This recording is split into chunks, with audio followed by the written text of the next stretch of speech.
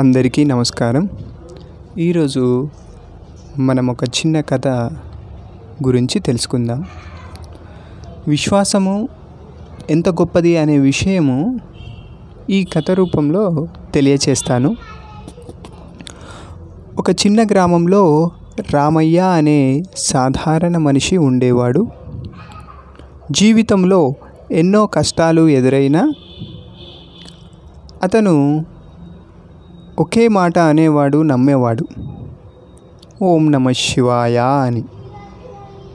ఆయన ప్రతిరోజు తెల్లవారంగానే లేచి స్నానం చేసి శివలింగం వద్ద దీపం వెలిగించేవాడు. నాకు ఏం దొరకకపోయినా నిన్ను పూజించడం నేర్చుకున్నాను, ఎన్ని కష్టాలు వచ్చినా నేను నిన్ను మరవను అని చెప్పేవాడు. ఓ రోజు అతని జీవితం తలకిందులైపోయింది. అంటే పంటలు నాశనమయ్యాయి, కుటుంబం ఆకలితో ఉన్నది, అప్పులు పెరిగిపోయాయి. అయినా కూడా అతని శివుని మీద నమ్మకం విడిచిపెట్టలేదు.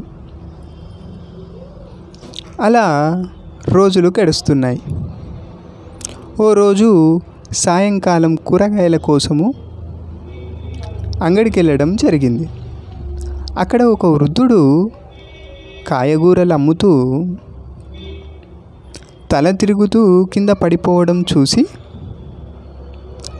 తనను ఆ రాత్రికి తన ఇంట్లో ఉంచి వైద్యుడిని పిలిపించి వైద్యం చేయించి బాగు చేయడం జరిగింది ఈ రామయ్య.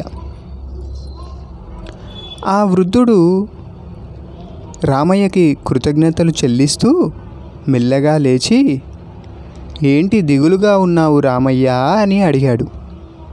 అప్పుడు రామయ్య, నా పేరు నీకెలా తెలుసు అని అడిగాడు.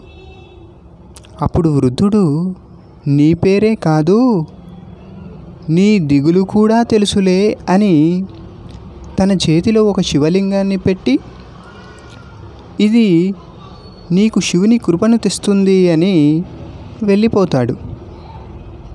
రామయ్య తన చేతిలో ఉన్న శివలింగాన్ని చూసి ఆ వృద్ధుడు ఎక్కడా అని చూడబోయేసరికే వృద్ధుడు కనబడడు.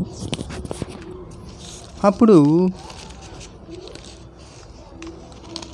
ఆ రోజు నుండి రామయ్య జీవితంలో మార్పు మొదలవుతుంది. పంటలు మళ్ళీ పండుతాయి, కుటుంబం సంతోషంగా మారుతుంది. చివరికి అతను గ్రహిస్తాడు, వచ్చినటువంటి వృద్ధుడు ఎవరో కాదు, సాక్షాత్ ఆ పరమేశ్వరుడే అని గ్రహించి, శివుని దయ లేదు అనేదే కాదు, మనం పరీక్షలను తట్టుకోలేకపోతున్నాము అని. అందుకే నిజమైన భక్తి అంటే స్థితి బాగున్నప్పుడు కాదు, పరిస్థితి కష్టమైనప్పుడు కూడా దేవుడి మీద నమ్మకం విడవకపోవడమే. ఓం నమః శివాయ అనేది కూడా ఒక మంత్రం కాదు, అది మనసుకు శాంతినిచ్చే శక్తి అని ఈ కథ ద్వారా మనకు అర్థమవుతుంది. ఇలాంటి భక్తి వాక్యాలు రోజు వినాలంటే మా ఛానల్ని సబ్స్క్రైబ్ చేయండి. నమస్కారం.